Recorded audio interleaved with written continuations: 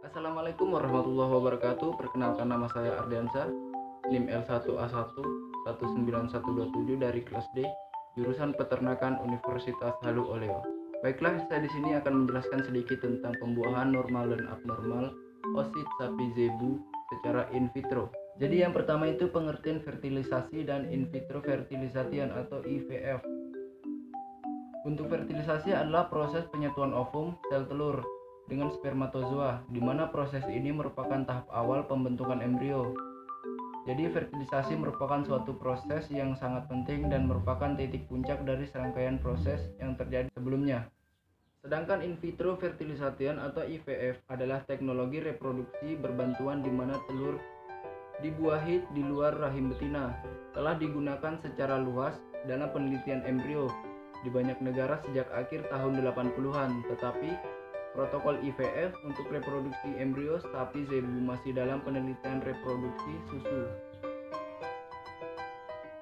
Produksi susu di zebu non-deskrip yang diadaptasi secara tropis Bos indicus sapi di Bangladesh lebih rendah dibandingkan dengan sapi eksotik Bos taurus, satu di wilayah habitat alami mereka di dunia.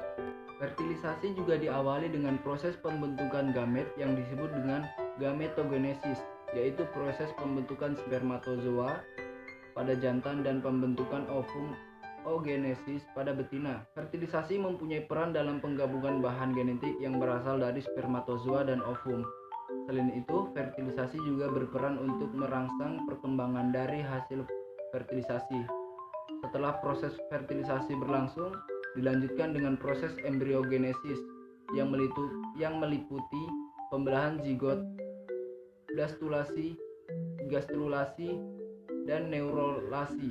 Dan proses akhir adalah organogenesis, yaitu proses pembentukan organ-organ tubuh. Selanjutnya yaitu inseminasi in vitro. Inseminasi in vitro biasa digunakan untuk koinkubasi sperma oosit 44 tetes mikroliter. IVF TL disiapkan dalam cawan Petri 35 ml. Ditutup dengan minyak mineral dan ditimbangkan dalam inkubator selama 2 jam. Inkubasi bersama in vitro oosit dan spermatozoa yang matang di laboratorium sering menghasilkan pembuahan abnormal, yang sebagian menjelaskan rendah persentase perkembangan embrio dan kelahiran hidup berikutnya ketika embrio yang dihasilkan dipindahkan ke ibu angkat. 2 percobaan telah dilakukan untuk pembentukan teknik in vitro pematangan, pemupukan, dan kultur oosit sapi zebu yang ada di Bangladesh.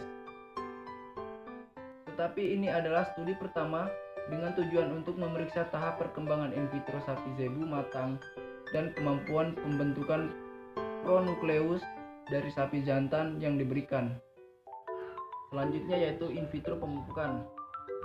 Apa itu in vitro pemupukan?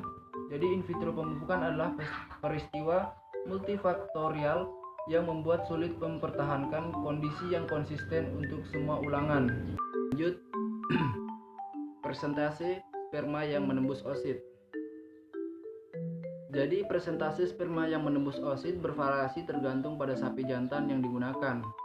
Beberapa sapi jantan yang mencapai presentasi pembuahan yang cukup tinggi dan beberapa pejantan menunjukkan tingkat pembuahan yang rendah in vitro. Namun, sebagian besar oosit menunjukkan pembuahan abnormal termasuk polispermia dan oosit dengan hanya satu pronukleus. Oosit dengan hanya satu pronukleus dapat menjadi salah satu indikasi perkembangan parthenogenetik. Jadi yang terakhir yaitu fungsi fertilisasi. Dalam prosesnya, fertilisasi mempunyai 2 fungsi utama, yaitu fungsi reproduksi dan fungsi perkembangan. Pada fungsi reproduksi ini, fertilisasi memungkinkan terjadinya pemindahan unsur-unsur genetik dari orang tua atau induk. Sedangkan pada fungsi perkembangan, yaitu fertilisasi menyebabkan rangsangan pada sel telur untuk menyelesaikan proses meiosis, kemudian membentuk pronukleus betina yang akan melakukan zingami dengan pronukleus jantan dan akan membentuk zigot, akhirnya akan berkembang menjadi embrio dan fetus.